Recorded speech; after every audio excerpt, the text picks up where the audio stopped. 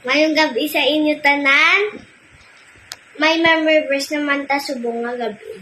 Pero bagot ko to basahon ng may pamangkot ko. Problema ka ba?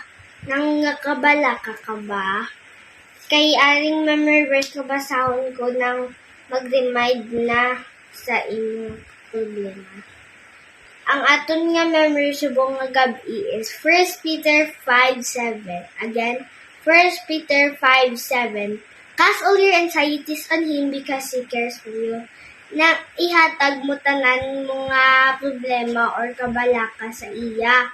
Kay wala niya ta ginapabayaan ng biskan hindi ta siya makita nang ginapalangga gyapon niya kita.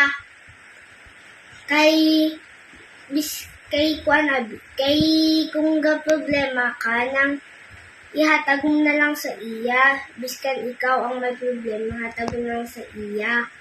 So, kung magproblema ka or kabala ka ng hatagan, ibasahon mo na lang. Mayong gabi. Salamat, mayong gabi sa inyo tanan.